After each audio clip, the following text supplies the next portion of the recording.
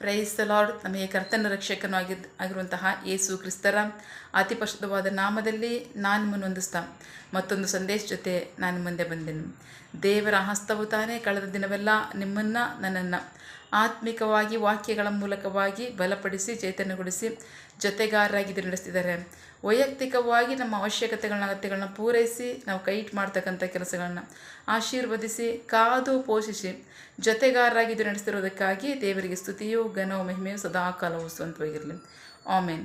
ಈ ದಿನದ ಸಂದೇಶದ ವಾಕ್ಯಭಾಗ ಅಪೊಸ್ತಲರ ಕೃತ್ಯ 16ನೇ ಅಧ್ಯಾಯದಲ್ಲಿ 11ನೇ ವಾಕ್ಯದಿಂದ 15ನೇ ವಾಕ್ಯದವರೆಗೆ. ವಾಕ್ಯಭಾಗದ ಶೀರ್ಷಿಕೆ ಫಿಲಿಪಿಯಲ್ಲಿ ಲೂದ್ಯಳ ಪರಿವರ್ತನೆ. Acts chapter 16 word 11 to 15. Topic in Philippi the conversion of Lydia. ದೇವರಿಗೆ ಸ್ತೋತ್ರ. 11ರಿಂದ 15. ನಾವು ಹಡಗು ಹತ್ತಿ ತ್ರೋವಾದಿಂದ ನೇರವಾಗಿ ಸಮೋತ್ರಕ್ಕೆ ಹೊರಟು ಮರುದಿನ ನೆಯಾಪೋಲಿಗೆ ತಲುಪಿದೆವು. ಅಲ್ಲಿಂದ ಮೆಕೆದೋನಿಯದ ಪ್ರಮುಖ ಪಟ್ಟಣವಾದ ಫಿಲಿಪ್ಪಿಗೆ ಬಂದೆವು. ಇದು ರೋಮಿನ ಪ್ರಮುಖ ಸ್ಥಳವಾಗಿತ್ತು. ನಾವು ಆ ಪಟ್ಟಣದಲ್ಲಿ ಕೆಲವು ದಿನ ಉಳಿದುಕೊಂಡೆವು. ಪ್ರಾರ್ಥನೆಯ ಸ್ಥಳ ಸಿಕ್ಕಬಹುದೆಂದು ಭಾವಿಸಿ ಸಬ್ಬತ್ತಿನದಂದು ಪಟ್ಟಣದ ದ್ವಾರದ ಹೊರಗಿದ್ದ ನದಿ ತೀರಕ್ಕೆ ಹೋದೆವು.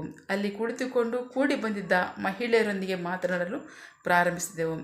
ಅವರಲ್ಲಿ ಒಬ್ಬ ಮಹಿಳೆ ಹೆಸರು ಲೂದ್ಯ ಎಂದಿತ್ತು. ಆಕೆ ತುವತೈವ ಊರಿನವಳು, ಕೆನ್ನೀಲಿ ಬಣ್ಣದ ಬಟ್ಟೆಗಳ ವ್ಯಾಪಾರಿಯೂ ದೇವರನ್ನು ಆರಾಧಿಸುವವಳು ಆಗಿದ್ದಳು. ಪೌಲನು ಹೇಳಿದ್ದನ್ನು ಲಕ್ಷ್ಯ ಕೊಡುವಂತೆ ಕರ್ತನು ಆಕೆಯ ಹೃದಯವನ್ನು ತೆರೆದನು. ಆಕೆಯು ಆಕೆಯ ಮನೆಯವರು ದೀಕ್ಷಾಸ್ನಾನ ಹೊಂದಿದಾಗ ನಾನು ಕರ್ತನಿಗೆ ನಂಬಿಗಸ್ತಳೆಂದು ನೀವು ತೀರ್ಮಾನಿಸಿಕೊಂಡರೆ ಬಂದು ನನ್ನ ಮನೆಯಲ್ಲಿ ತಂಗಿರಿ ಎಂದು ನಮ್ಮನ್ನು ಒತ್ತಾಯ ಮಾಡಿದಳು. ದೇವರಿಗೆ ಸ್ತೋತ್ರ.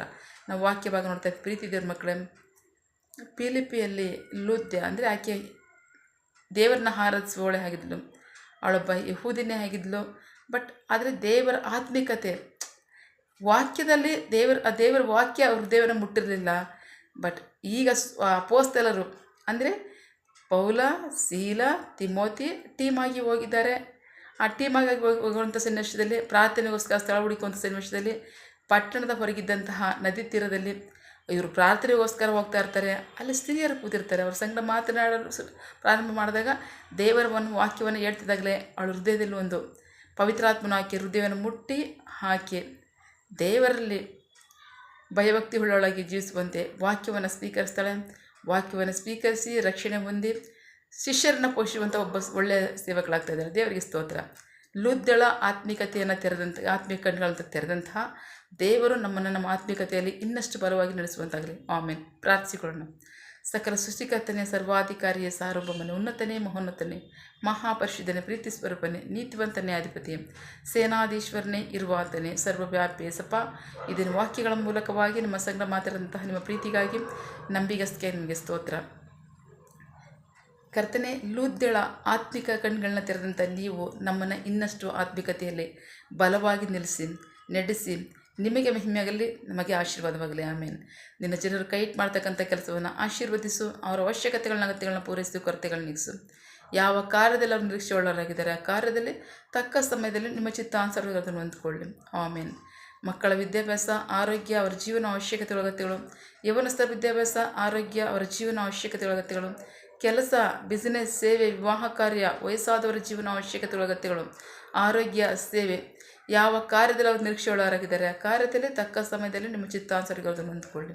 ಆಮೇಲೆ ನೀವು ಹಾಗೆ ಮಾಡೋ ಪ್ರೀತಿಗಾಗಿ ನಂಬಿಗಸ್ತಿಗೆ ನಿಮಗೆ ಸ್ತೋತ್ರ.